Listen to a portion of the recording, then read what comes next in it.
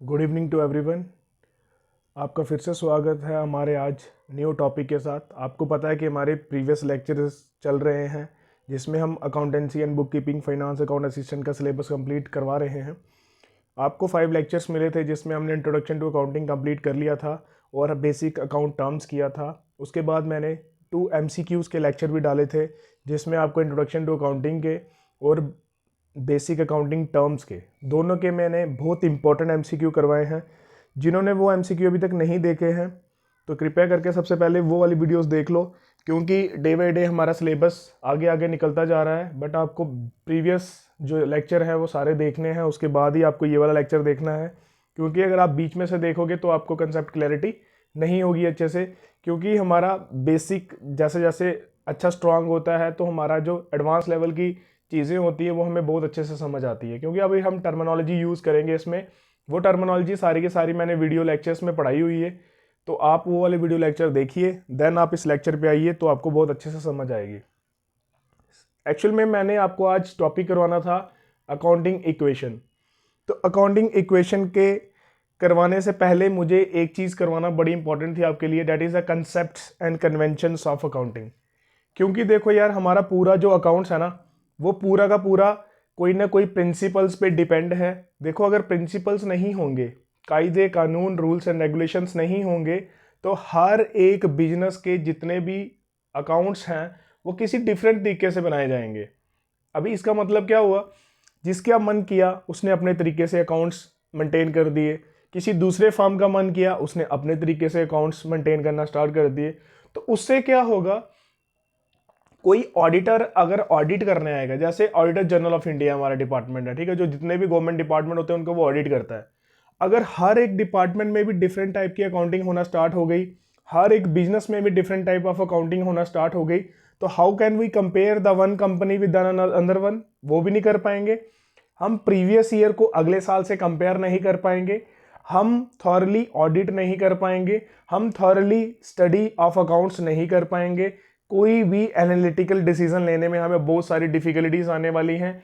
अगर एक employ firm ए में 10 साल के लिए अकाउंटेंट का काम करता है एंड ही और she is expert in accounting of the dead firm, अगर वो फर्म छोड़ना चाहता है and grab the next opportunity, means उसको 1 लाख सैलरी मिल रही थी और दूसरी कंपनी में उसको 2 लाख मिल रही है, तो वो 2 लाख कभी भी ग्रैब नहीं कर पाएगा, क्योंकि 2 लाख रुपीज जो कंपनी दे रही है उसके बुक्स ऑफ अकाउंट्स का मेंटेन करने का तरीका अलग है और जो प्रीवियस कंपनी है उसका तरीका अलग है। तो उसका कंफ्यूजन केओस रहेगा, वो कभी भी बुक्स ऑफ अकाउंट्स को अच्छे से प्रिपेयर नहीं कर पाएगा। इसलिए जो हमारे concept and convention of accounting है, ये हम एक डायरेक्शन प्रोवाइड करते हैं कि हमें बुक्स ऑफ अकाउंट्स किस तरीके से मेंटेन करनी है और हमें कौन कौन से प्रिंसिपल्स हैं जो फॉलो करके जाना है, कि उसकी वजह से कि हम जो बुक्स ऑफ अकाउंट्स मेंटेन करेंगे वो सिमिलर रहें, उसमें वेरिएशन नहीं आए। देखो, मैं आपको डीपली टॉपिक इसलिए करवा रहा हूं, देखो यार, अगर एक बार आप टॉपिक पढ़ लोगे ना तो आपकी इतनी अच्छे से क्लैरिटी हो जाएगी, आपको बार बार वीडियोस देखने की जरूरत नहीं पड़ेगी, चैनल स्क्रॉल करने की जरूरत नहीं पड़ेगी। नोटबुक लेके बैठिए, साथ में छोटे छोटे पॉइंट नोट करते जाइए और अपना कंसेप्ट बिल्ड करो कि आपको बार बार जरूरत ना पड़े। क्योंकि अकाउंट असिस्टेंट का एग्जाम पता नहीं कब होना है, अभी टाइम लग जाएगा, उसको डेट भी नहीं आई है, सिलेबस भी नहीं आया, तो उसमें बड़ा सारा टाइम लग सकता है। तो मैं आपको इसी के लिए एक एडवाइस करूंगा कि प्लीज़ अच्छे से कंसेप्ट सीख लीजिए, देन आप बार बार रिवीजन और MCQ लगाते रहिए जब तक एग्जाम नहीं होता। तो आज हम शुरुआत करते हैं इस बेस्ट इंपॉर्टेंट टॉपिक के साथ। तो फर्स्टली हम देखेंगे अकाउंटिंग कंसेप्ट क्या होता है। Accounting concept are fundamental assumptions and principles provided the theoretical framework for financial statement preparation. वो बोलता है कि कंसेप्ट क्या होता है, एक फंडामेंटल अजम्पशंस हैं, अज्यूम कर लेना कि अगर ऐसा करोगे तो वैसा होगा, अगर ऐसा नहीं करोगे तो ऐसा होगा। और ये एक प्रिंसिपल है जो हमें थ्योरेटिकल फ्रेमवर्क प्रोवाइड करते हैं कि आपको किस तरीके से थ्योरेटिकल फ्रेमवर्क है, ठीक है, ये प्रैक्टिकल नहीं है, कि आपको किस तरीके से हमारे जितने भी स्टेटमेंट्स हैं उसको कैसे बनाना है, कैसे प्रिपेयर करना है, ये सारे के सारे आपको कंसेप्ट समझाते हैं। तो कंसेप्ट कौन से टाइप के होते हैं, हमारा सबसे पहला है बिजनेस एंटिटी कंसेप्ट, देन है गोइंग कंसर्न कंसेप्ट, देन है मनी मेजरमेंट कंसेप्ट, देन है accounting period concept, dual aspect concept, cost concept, accrual concept, revenue recognition and matching concept. Next आती है हमारी कन्वेंशन। पहले आप मैं सिर्फ आपको पूरे बता रहा हूँ डिटेलिंग, उसके बाद हम अच्छे से इसको एक एक करके बहुत ब्रीफली डिफाइन करेंगे, ठीक है। आराम से पढ़ाऊंगा मैं एक एक करके, कोई डाउट होगा तो कमेंट्स बॉक्स में कमेंट करके बता दीजिए कि सर ये वाला क्लियर नहीं हुआ, तो नेक्स्ट क्लास जब मैं लूंगा वो क्लियर करके देन हम फर्दर क्लास कंटिन्यू करेंगे। कन्वेंशन क्या होती हैं? Conventions are generally accepted practices resolving practical problem ensuring uniformity where the perfect specific standard are lacking. उसने क्या बोला है भाई, कन्वेंशंस होती हैं जनरली एक्सेप्टेड, कि जो सारे के सारे बंदे यूनिवर्स जो भी अकाउंट्स करेगा, जो भी अकाउंटिंग करेगा, वो सारे के सारे इसको एक्सेप्ट करते हैं और ये रिजॉल्व करती है प्रैक्टिकल प्रॉब्लम। अगर आपको कोई आती है अकाउंट्स की बुक कीपिंग करने में या अकाउंटिंग करने में, उसको रिजॉल्व करती है हमारी कन्वेंशंस। और हमारी कन्वेंशन कौन कौन सी है? कन्वेंशन ऑफ कंजर्वेटिज्म, इसको प्रूडेंस भी कहते हैं। सेकंड है convention of fully disclosure, and then convention of consistency, convention of materiality. ये हमारे पास हैं कन्वेंशंस। ये हमें प्रैक्टिकली प्रॉब्लम सॉल्व करने में हेल्प आउट करती है। वो थ्योरेटिकल फ्रेमवर्क है, दैट इज अ कंसेप्ट्स। तो हम वन बाय वन डिस्कस करेंगे। अगर किसी को नहीं समझ आएगा तो प्लीज मुझे साथ साथ में, मीन्स कि अभी आप हो सारे ऑफलाइन, आप मेरे को ऑनलाइन तो देख नहीं पा रहे हो। जब भी ये क्लास अपलोड होगी उसके बाद आप कमेंट बॉक्स में कमेंट कर करके मुझे बता दीजिए कि सर मुझे ये समझ नहीं आया जो आपने पढ़ाया है, तो मैं आपको वो चीज़ साथ साथ में समझाते जाऊंगा। एज कमेंट का रिप्लाई ही कर सकता हूँ और कई तरीका नहीं है हमारे पास। First is the entity concept. हमारे पास पहला जो कंसेप्ट आ रहा है हमारा एंटिटी कंसेप्ट। देखो हमारा बिजनेस एंटिटी कंसेप्ट, इसको बिजनेस एंटिटी कंसेप्ट भी कहते हैं। तो हम बिगिन करते हैं इसके साथ, और इसको अकाउंटिंग एंटिटी भी कहते हैं। ये सारे के सारे आप लिख लीजिए, अकाउंटिंग एंटिटी और बिजनेस एंटिटी कंसेप्ट, ये भी लिख लीजिए, ठीक है। देखो जब हम बुक्स ऑफ अकाउंट्स में कोई भी एंट्री रिकॉर्ड करते हैं, means entries are recorded in the books of accounts from the point view of business. अगर हम बिजनेस में कोई भी ट्रांजेक्शन करते हैं, मैंने आपको एक चीज समझाई थी, देख लो, हमने टाइप्स ऑफ ट्रांजेक्शन पढ़ी थी ना, बिजनेस ट्रांजेक्शन, नॉन बिजनेस। तो मैंने बिजनेस में बोला था जो बिजनेस के बारे में कोई भी चीज लेन देन होगा, अगर हम कोई भी चीज सेल कर रहे हैं, कोई परचेज कर रहे हैं on the point view of business, तो हम उसको बिजनेस ट्रांजेक्शन मानेंगे। नॉन बिजनेस क्या हुआ? बिजनेस का जो प्रोप्राइटर है, ऑनर है, अगर उसका कोई घर का सदस्य आके बिजनेस से कुछ ले जाता है, वो हम बिजनेस ट्रांजेक्शन नहीं मानते, क्योंकि वो ट्रांजेक्शन के साथ एक्सचेंज ऑफ मनी नहीं हुआ। अगर मनी नहीं हुआ तो हमने क्रेडिट भी नोट नहीं किया, ठीक है, मींस वो नॉन बिजनेस है। इसलिए एंटिटी कंसेप्ट क्या बोलता है कि for accounting purpose the business is treated as a separate from the proprietor, कि जो एक बिजनेसमैन है, ये एक बिजनेसमैन है और ये एक बिजनेस है, ये बिजनेस है, ये उसका ऑनर है, इन दोनों को हम सेपरेट मानेंगे, इनको हम एक नहीं मानेंगे। अब बहुत सारे ऐसे पेरेंट्स होंगे उनको नहीं समझ आ रहा, अभी हम अच्छे से समझेंगे, कोई टेंशन नहीं है, मैं आपको बहुत अच्छे से समझाऊंगा। ये कंसेप्ट आपको कभी भूलेगा ही नहीं लाइफ में, क्योंकि थोड़ा सा ध्यान दीजिए साथ साथ में, अगर ध्यान दोगे तो आपको ये कंसेप्ट कभी भूलेगा नहीं। देखो होता क्या है, the concept helps in keeping private affairs of the proprietors away from the business affairs. मतलब उसकी पर्सनल ट्रांजेक्शंस हमारे बिजनेस ट्रांजेक्शन से हमेशा सेपरेट रहेंगे। अभी हम एक एग्जांपल लेके और अच्छे से समझेंगे।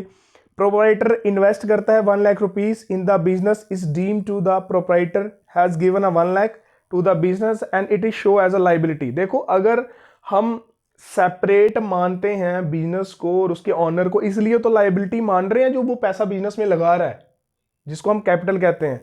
मैंने आपको ये क्वेश्चन भी करवाया था, याद रखो कि कैपिटल क्या होती है, उसमें लिखा था लाइबिलिटी। ये कौन सी लाइबिलिटी है? इनर लाइबिलिटी, इंटरनल लाइबिलिटी है ये हमारी, ठीक है।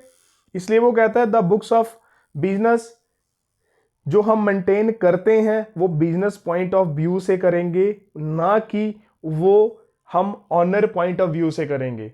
इसलिए अगर प्रोप्राइटर ने इसने बोला कि अगर बिजनेस से 10,000 रुपये निकाल दिया बिजनेस से, तो हम इसको क्या मानेंगे कि इतनी लाइबिलिटी हमारे बिजनेस की कम हो गई। अगर फॉर एग्जांपल उसने 1 लाख रुपया लगाया तो उसमें से 10,000 रुपये उसने पर्सनल यूज के लिए निकाल दिया, तो हम इसको मानते हैं कि प्रोप्राइटर ने पैसा निकाल लिया। तो निकालने से क्या होता है, ऑनर जो लाइबिलिटी बिजनेस के ऊपर थी 1 लाख वो कम हो गई। इसलिए इसको बोलते हैं, जो अकाउंटिंग प्रिंसिपल हमारा बिजनेस एंटिटी कंसेप्ट, वो बोलता है कि there is a separation between the owner and the business. Owner और बिजनेस के बीच में सेपरेशन होती है, ठीक है। Accounting entity concept enables to record the transaction between business and proprietor. It ensures that accounting record reflects only the activity of the business. It separates the business transaction from personal transaction.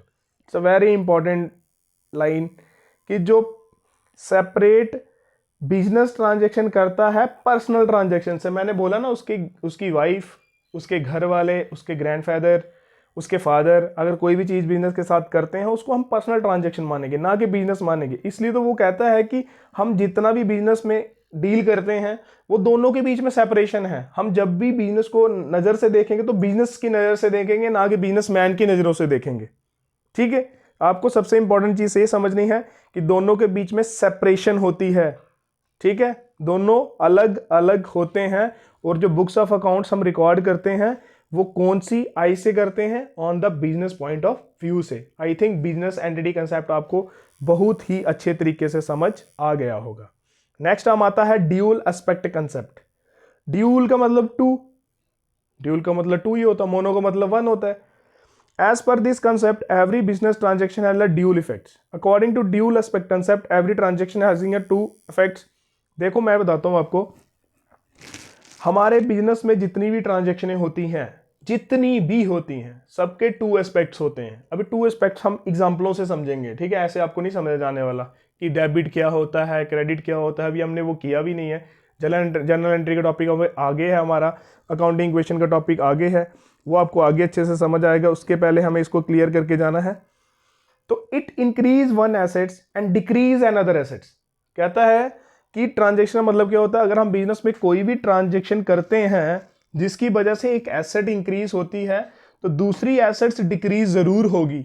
अब मैं एक बहुत अच्छा example देता हूं। अगर हम business में एक मशीनरी खरीद के लाते हैं, मशीनरी की कॉस्ट है 1 लाख, ठीक है, ध्यान से सुनो, मशीनरी की कॉस्ट है 1 लाख रुपीस। तो अगर हम बिजनेस में मशीन लेके आएंगे तो दूसरी साइड से हमारे से क्या जाएगा, आप सब मुझे कमेंट बॉक्स में कमेंट करके बताना। अगर हम अपने बिजनेस से मशीनरी खरीद रहे हैं तो हमारे बिजनेस से क्या जाएगा, हमारे बिजनेस के क्या चला जाएगा, कैश। मीन्स कि एक चीज आ रही है, दूसरी चीज जा रही है। तो बुक्स ऑफ अकाउंट्स में इसकी एंट्री पता कैसे होती है, अगर किसी को पता होगा तो वेल एंड गुड, नहीं पता तो मैं आपको बताता हूँ इसकी एंट्री कैसे होगी। इसकी एंट्री होती है machinery account debit to cash account. Means 1 lakh की मशीनरी आई और 1 लाख कैश चला गया। मींस एक साइड से एसेट इंक्रीज हो रही है, एक साइड से एसेट्स डिक्रीज हो रही है। आई थिंक आपको ये समझ आ गया होगा। नेक्स्ट बोलता है it increase an assets and simultaneously increase liability. बिल्कुल भाई, कहता है कि एक साइड से आपकी एसेट्स इंक्रीज होगी, दूसरी साइड से लायबिलिटी हो सकती है। एग्जैक्टली हो सकती है। अगर हमने क्या किया हो, मशीनरी को उधार पे खरीद लिया तो एसेट बढ़ी मशीनरी और हमारा लाइबिलिटी भी बढ़ गया, कर्ज भी हमारे पर आ गया जितने की हमने एसेट खरीदी होगी, ठीक है। थर्ड ऑप्शन रहता है हमारे पास, third option means third example, it increase an assets and increase in another assets. ये भी हो सकता है एक एसेट डिक्रीज हो जाती है और एक एसेट दूसरी इंक्रीज हो जाती है, ये भी हो सकता है। It increase assets and decrease liability means ये केसेस हैं कि हमारा ड्यूल एस्पेक्ट कंसेप्ट में क्या होता है कि हर एक ट्रांजैक्शन के 2 इंपैक्ट्स होते हैं, एक इंपैक्ट से कभी ट्रांजैक्शन बिजनेस में नहीं हो सकती, ठीक है। Example, if goods are purchase on cash basis for 1 lakh rupees, stock of goods is increased and balance of cash is decreased. बिल्कुल सही है कि अगर हम 1 लाख रुपए का कैश बेसिस पे सामान खरीदते हैं तो स्टॉक इंक्रीज हो जाएगा, और किससे स्टॉक खरीदेंगे, मुफ्त तो कोई स्टॉक देता नहीं है ना, उसके लिए क्या देना पड़ेगा, कैश, तो कैश हमारी डिक्रीज हो जाएगी। नेक्स्ट हमारे पास कंसेप्ट आ रहा है going concern concept, that is a continuity of activity. अब कहता है कि यार बिजनेस जो ओपन किया ना, अब बिजनेस कोई मुझे आप ही बताओ सारे कि अगर कोई हम बिजनेस स्टार्ट करते हैं तो कोई ऐसा इंसान होगा इस दुनिया में जो कहता है कि बस हम 1 महीना बिजनेस करेंगे, 1 हफ्ता बिजनेस करेंगे, उसके बाद हम बिजनेस नहीं करेंगे, ऐसा कोई सोचता है? आई थिंक सो ये कभी नहीं कोई सोचेगा कि हम 1 दिन के लिए बिजनेस करें, आधे दिन के लिए बिजनेस करें। तो अगर कोई इतनी बड़ी कैपिटल इन्वेस्ट करता है तो उसका पर्सपेक्टिव हमेशा लॉन्ग टर्म के लिए होता है। वो कई सालों के लिए होता है। अगर कोई हम प्लान ही बना रहे हैं, 5 ईयर प्लान बनते थे पहले, ठीक है, तो हम किसके लिए गवर्नमेंट बनाती थी कि 5 साल में हमारा क्या प्रोडक्टिव वर्क रहने वाला है, हमारा एक्सपेंडिचर कितना होगा, हमने किस एक्टिविटी पे ज़्यादा ध्यान देना है। उसी प्रकार हमारा गोइंग कंसर्न कंसेप्ट भी कहता है enterprises is normally view as a long concern that is continuing in operation for unforeseen. मतलब कि वो नहीं करना कि आपने एक पीरियड को सिलेक्ट कर लेना, 5 साल, 2 साल, 3 साल, उससे ज़्यादा हम बिजनेस नहीं करेंगे, ऐसा कभी नहीं करना है। आपको जो उसका विजन रखना है वो लॉन्गर पीरियड ऑफ टाइम के लिए रखना है, शॉर्टर पीरियड ऑफ टाइम के लिए नहीं रखना है। ये होता क्या है कि देखो यार, बिजनेस में कोई 10 पार्टनर है, 10 में से 2 की डेथ हो जाती है तो हम बिजनेस क्लोज आउट कर देंगे, ऐसा नहीं करना है। हमारा बिजनेस का जो विजन रहने वाला है वो continuously for a fair a long time unless and until it has enter into a state of liquidation. कहता है जब तक बिक ना जाए बिजनेस, जहाँ फिर इंसॉल्वेंसी पोजीशन में ना आ जाए बिजनेस, तब तक हम बिजनेस को कंटिन्यू रखेंगे। कभी भी ऐसा नहीं करेंगे कि अपनी मर्जी से जब मन किया तो चला लिया, जब मन किया उसको वाइंड अप कर दिया, ठीक है। और जहाँ फिर अगर आप कोई प्लान करते हो बिजनेस को सेल करने के लिए, ठीक है, उस केस में भी अलग सिचुएशन रहती है। बट जो बिजनेस का जो फोकस होता है वो लॉन्गर पीरियड ऑफ टाइम के लिए होता है। तो गोइंग कंसर्न कंसेप्ट हमें यही सजेशन देता है कि आपका जो बिजनेस है वो लंबे पीरियड तक चलना है। वो ये नहीं है कि आप 10 दिन के लिए चलाओ उसके बाद बिजनेस क्लोज आउट कर दो, ठीक है। आई थिंक आपको अच्छे से समझ आ गया होगा। नेक्स्ट आता है money measurement concept.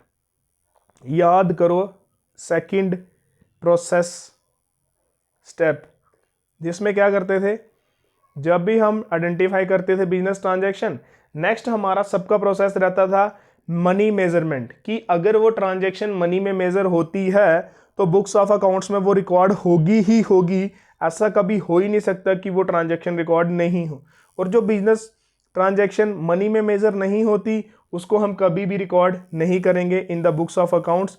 I think ये आपको थ्योरी पढ़ लेना आप, ठीक है, अच्छे से समझ आ जाएगी आपको, क्योंकि ये मैंने तो आपको फॉर्मली अच्छे से समझा दिया है कि ये क्या बोलता है।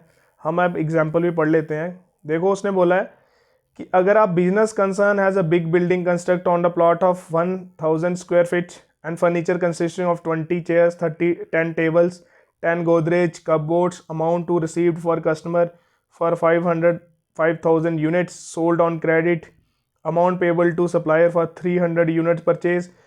मतलब कि ये वो सारे के सारे उसने बोला है कि ये सारी जिसको हम एक्सेस नहीं कर सकते मनी में, जिसको हम एक्सेस किस में नहीं कर सकते मनी में, वो हमारे लिए बेकार चीज़ है। इन द बुक्स ऑफ अकाउंट्स के लिए वो बेकार चीज़ है। बेकार का मतलब हम उसको रिकॉर्ड ही नहीं कर पाएंगे। देखो जब तक आप कोई चीज़ को बुक्स ऑफ अकाउंट्स में रिकॉर्ड नहीं कर पा रहे हो तो वो आपके लिए फ्रूटफुल कहाँ रहेगी। आई थिंक वो आपके लिए कभी भी फ्रूटफुल नहीं रहेगी। नेक्स्ट हम करते हैं accounting period principle. Accounting period principle. Accounting period principle क्या बोलता है। अभी ये प्रिंसिपल की जरूरत क्या है। सबसे पहली चीज देखो यार, अगर हम कोई बिजनेस कर रहे हैं, हमने 1 अप्रैल 2025 में एक बिजनेस स्टार्ट किया, तो मैंने कोई भी पीरियड, ये वाला कंसेप्ट में उसमें नहीं लेता हूं, ठीक है, अकाउंटिंग पीरियड प्रिंसिपल उसमें नहीं लेता हूं। तो मुझे बताओ मैं किस दिन प्रॉफिट नोट करूंगा, बताओ मैं किस दिन अपनी बैलेंस शीट नोट डाउन करूंगा कि मेरे पास कितनी एसेट्स हैं, कितनी लायबिलिटीज़ हैं, मेरे पास कैश फ्लो कितना होता है और मेरी पोजीशन क्या है बिजनेस की, मैंने किससे कितना उधार लेना है, मैंने किसको कितना उधार किसी से लिया हुआ उसको पैसे देने हैं। How can I know to this point, मैं उस पॉइंट में कैसे पहुंचूंगा, मुझे बताइए सारे। हम उस पॉइंट में नहीं पहुंच सकते हैं, इसलिए उसने क्या किया है कि पूरे बिजनेस की लाइफ को छोटे छोटे पार्ट्स में डिवाइड कर दिया है। मींस 12 मंथ में कन्वर्ट कर दिया है कि उसने बोला है कि अगर आप बिजनेस कोई करते हो तो साल के 12 महीने आपके पास हैं, 12 महीने बिजनेस करो। और वो 12 महीने कब से स्टार्ट होंगे, 1 अप्रैल से लेकर to 31 March of next year तक। वो आपका, इसको कहते हैं accounting year and financial year. इसमें आप पूरे साल ट्रांजेक्शन्स करोगे और ट्रांजेक्शन करने के बाद at the end of the 31 मार्च आप नोट डाउन करोगे मुझे कितना प्रॉफिट हुआ, मुझे कितना लॉस हुआ, मेरे पास कितने एसेट्स हैं, मेरे पास कितनी लाइबिलिटीज इनकर्ड हुई है मेरे बिजनेस में, वो सारी की सारी हम नोट डाउन करेंगे। तो उससे होगा क्या? आप कोई बोले कि सर उससे क्या होगा, उससे क्या फ़ायदा हमें नोट डाउन करने का? उससे हमें ये फ़ायदा है क्योंकि अगर हम नोट डाउन कर लेंगे कि हमारे पास कितनी ट्रांजैक्शनें हुई और किस ट्रांजैक्शन से हमें फ़ायदा हो रहा है, किससे लॉस हो रहा है, कौन सा गुड्स कितना सेल हो रहा है, कौन सा गुड्स सेल नहीं हो रहा, हमें क्या क्या चेंजेस लाने हैं बिजनेस में, हमें टेक्नोलॉजी को अपग्रेडेड करना है, मीन्स हमें बहुत सारे फैक्टर्स जो हैं हमें हेल्प आउट हो सकते हैं अगर हम अकाउंटिंग पीरियड कंसेप्ट फॉलो करते हैं। Means life of the business is broken into smaller period of 12 month known as accounting period. I think आपको बहुत अच्छे से समझ आ गया होगा ये वाला कंसेप्ट। अगर किसी को नहीं आया है, सेम वही चीज़ कीजिए, कमेंट बॉक्स में कमेंट कर दीजिए और मैं आपको बहुत अच्छे तरीके से क्लियर करवा दूंगा।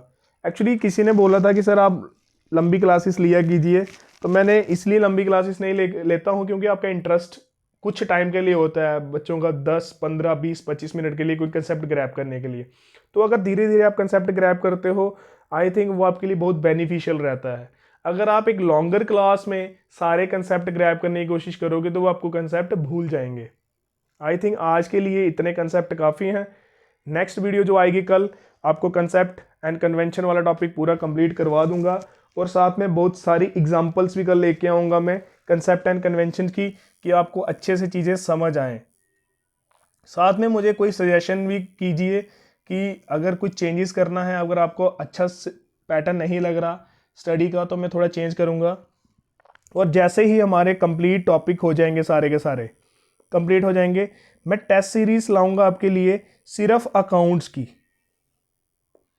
साथ में इकोनॉमिक्स एंड स्टैटिस्टिक्स की क्लासेस भी मैं कंटिन्यू करूं या ना करूं, वो आप मुझे सजेस्ट कीजिए। अकाउंट्स तो रहेगा ही रहेगा कंटिन्यू, इको और स्टैट। अगर आपको इकोनॉमिक्स एंड स्टैटिस्टिक्स की भी ऐसी ही वीडियो लेक्चर सीरीज चाहिए तो आप मुझे कमेंट बॉक्स में कमेंट कर देना, मैं आपके लिए वो भी ले आऊँगा और उसके भी बेस्ट से बेस्ट MCQ भी आपको करवाने की कोशिश करूँगा।